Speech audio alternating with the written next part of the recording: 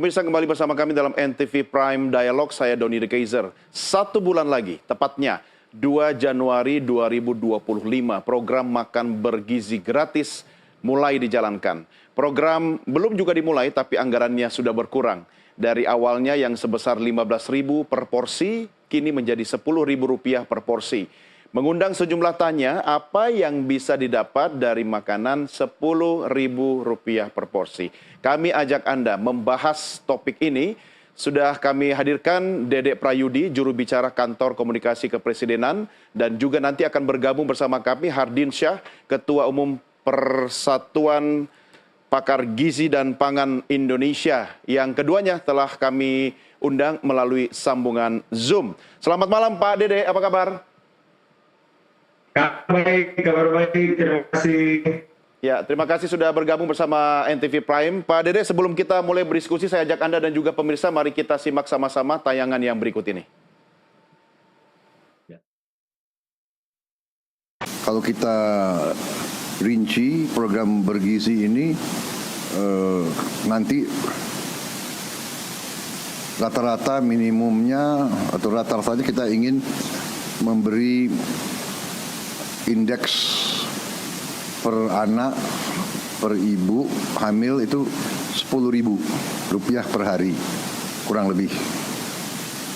Kita ingin 15.000, tapi kondisi anggaran mungkin 10.000 kita hitung untuk daerah-daerah itu cukup bermutu dan bergizi. Kalau rata-rata keluarga golongan yang berada dalam keadaan katakanlah di desil bawah itu, kita perkirakan anaknya rata-rata 3-4. Berarti setiap keluarga bisa menerima minimal rata-rata bisa Rp30.000 per hari. Ini kalau 1 bulan ini bisa 2,7 juta. Ya, pemirsa, Pak Dede, dari anggaran Rp15.000 per porsi per hari, kemudian direvisi menjadi Rp10.000 per porsi per hari. Bagaimana menjelaskan hal ini kepada masyarakat, Pak Dede? Ya, pertama-tama yang harus dijelaskan atau harus ditekankan itu adalah tidak ada penurunan anggaran secara keseluruhan per 1 tahun.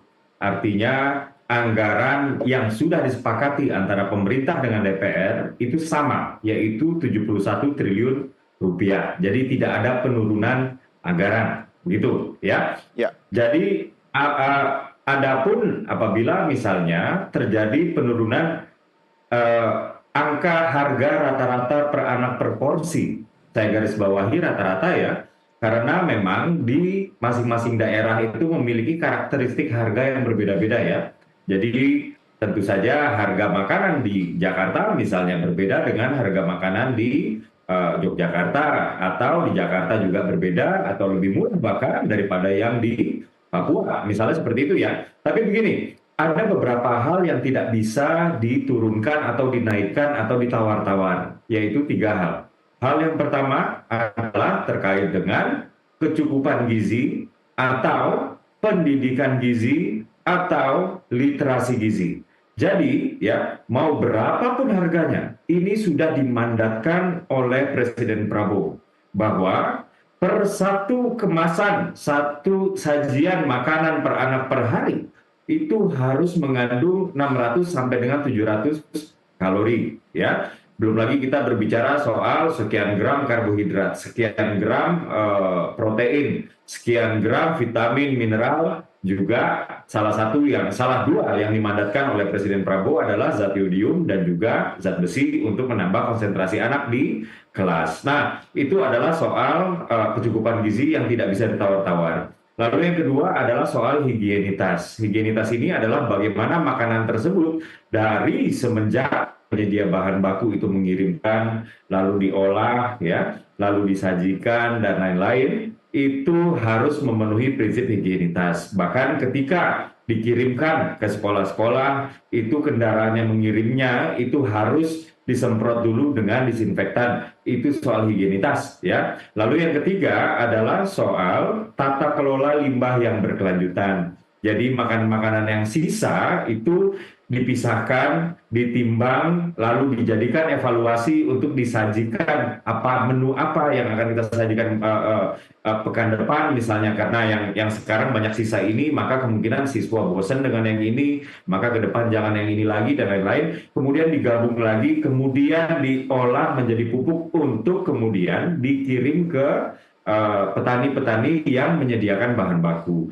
Jadi begini, tidak ada tawar-menawar di tiga hal itu. Adapun kemudian penurunan harga rata-rata per anak per saji itu dikarenakan setelah serangkaian uji coba selama 10 bulan ya, kami dapat menemukan cara-cara baru, cara-cara yang inovatif untuk melakukan atau meningkatkan efisiensi.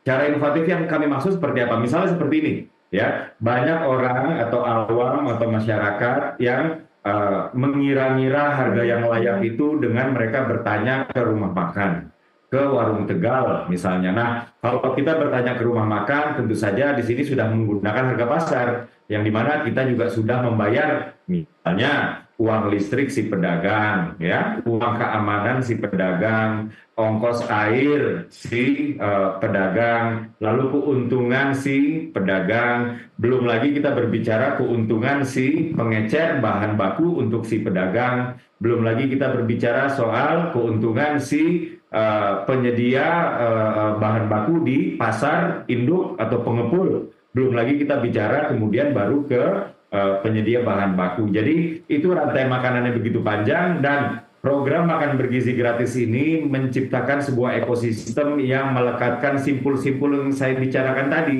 Jadi dari petani, dari nelayan, dari pekebun dan peternak, ini hasil-hasilnya langsung dibeli secara masif, sekali lagi secara masif ya, untuk kemudian disuplai ke dapur umum yang kami sebut unit layanan ya, untuk diolah menjadi makanan-makanan yang bergizi dan makanan-makanan yang bersih dan safe atau aman, untuk kemudian langsung diserahkan kepada sekolah-sekolah dan posyandu-posyandu. Kalau sekolah ini untuk anak sekolah, kalau posyandu ini untuk anak balita dan ibu-ibu yang sedang mengandung. Dan alhamdulillah ya, setelah melakukan uji coba tersebut selama kurang lebih 1 tahun ya, antara 10 bulan sampai dengan 10 tahun tergantung tempat uji cobanya, kami dapat menemukan cara-cara yang betul-betul meningkatkan efisiensi sehingga harga per anak, per makanan, per porsi itu dapat kami tekan menjadi 10.000 yang tadi 15.000. Demikian, Mas.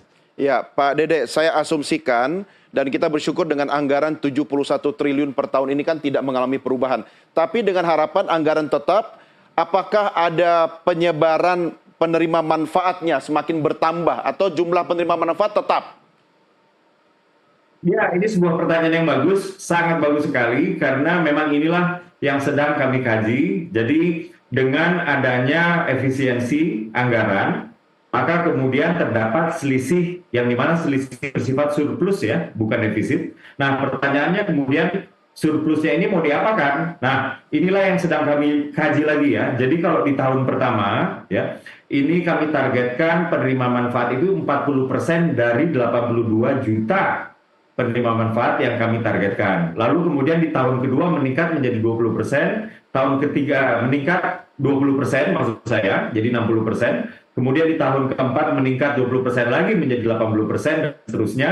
Dan ini sedang kami kaji ya, di lingkup pemerintah ini sedang dikaji kira-kira selisih surplusnya ini mau diapakan. Apakah ini untuk menambah distribusinya lagi menjadi semakin banyak, bisa saja dari 40 menjadi 45%, atau bisa saja apa? Nah, ini sedang kami kaji lagi, tapi kami belum mendapatkan suatu kesepakatan yang final di dalam lingkup pemerintah. Demikian, Mas. Kalau dengan sistem subsidi silang misalnya Pak Dede, katakanlah setiap daerah kan bahan baku harganya kan beda-beda. Belum lagi misalnya di Indonesia bagian timur tentu ada biaya kemahalan yang harus ditanggung. Nah, ini bagaimana? Apakah juga masuk dalam angka 71 triliun itu yang kemudian secara bertahap akan naik jumlahnya, Pak Dede? Ya, jadi kami sudah menyiapkan 3 skema.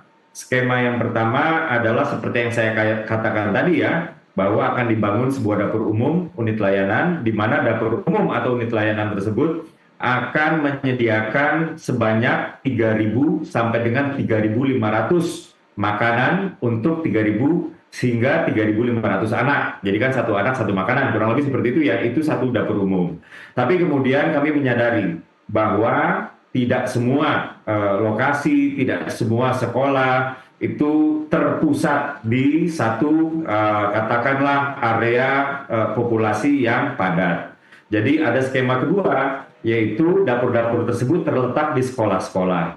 Lalu juga ada skema ketiga, tidak ada dapur di sekolah maupun di area terpusat, melainkan pemerintah mengirimkan makanan-makanan tersebut ke sekolah-sekolah yang ya ada jarak-jarak tertentu yang menjadi maksimal paling jauh gitu dari dapur tersebut, tidak boleh lebih jauh dari jarak tersebut, sehingga ini dapat menekan biaya. Nah, disinilah untuk skema kedua dan ketiga inilah pemerintah daerah ya ini dapat berkontribusi.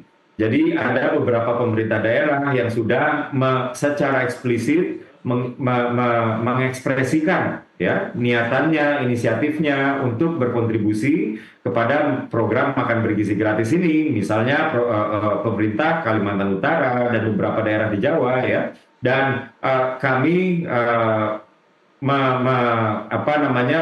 belum memutuskan ya, tapi kami mengusulkan supaya pemerintah daerah dalam hal ini menyediakan atau kalaupun ingin berkontribusi itu bentuknya adalah penyediaan infrastruktur dan kesiapan desa dibandingkan dengan makanan atau dibandingkan dengan pengelolaan makanan dan lain-lain, tapi lebih kepada infrastruktur dan kayak tadi yang saya katakan ya, dapur umumnya, unit layanannya dan lain-lain. Demikian, Mas.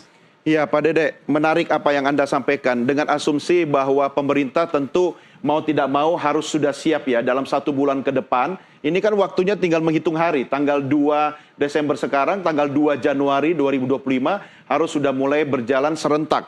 Titiknya apakah sudah langsung dilaksanakan di 930 titik? Kalau memang iya, bagaimana dengan infrastruktur yang Anda katakan tadi, kesiapannya, Pak?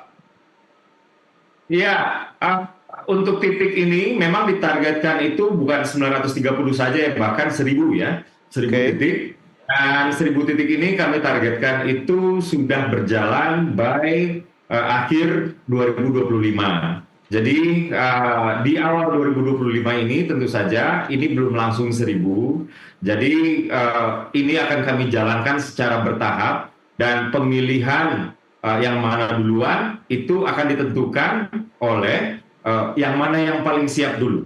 Ya. Nah, kalaupun misalnya ada satu daerah ini lebih siap daripada daerah yang lain, maka kemudian untuk menentukan titik di dalam daerah tersebut, baru kami lihat kebutuhan berdasarkan kelas ekonominya. Jadi kriteria pertama yang kami tentukan adalah kesiapannya terlebih dahulu. Jadi yang mana yang paling siap, karena kan setiap daerah itu memiliki karakteristik regionalnya masing-masing ya. Ada yang lebih siap, ada yang bentang alamnya memang sulit, sehingga kesiapan yang sama dengan daerah lain itu belum bisa membuat daerah tersebut sama atau mengimplementasikan program makan bergizi gratis, sementara daerah lain itu sudah bisa. Nah, hal-hal seperti inilah yang diperhitungkan sehingga kesiapan untuk implementasi inilah yang paling diprioritaskan terlebih dahulu, sembari pembangunan atau implementasi kesiapan ini sedang disiapkan untuk daerah-daerah lain. Tapi intinya program makan bergizi gratis ini menyasar kepada 82 juta orang Indonesia yang di dalamnya di situ ada ibu-ibu ya, juga balita dan juga anak-anak sekolah tidak mengenal status ekonomi, baik itu kelas menengah, kelas bawah maupun kelas atas. Jadi di sini kita pukul rata. Yang penting adalah yang mana yang paling siap duluan, dan di dalam satu daerah yang paling siap, maka kami lihat di situ yang paling urgent, paling membutuhkan, baru variabel itu yang kami lihat. Demikian, Mas. Baik, kita harapkan infrastruktur harus cepat disiapkan ya Pak Dede, karena kalau infrastrukturnya belum ready, kan perut nggak bisa nunggu ya Pak ya. Pak Dede, kita rehat sejenak, kita akan lanjutkan diskusi kita di segmen berikutnya. Kita segera kembali sesaat lagi. Pemirsa tetap bersama kami. Melibatkan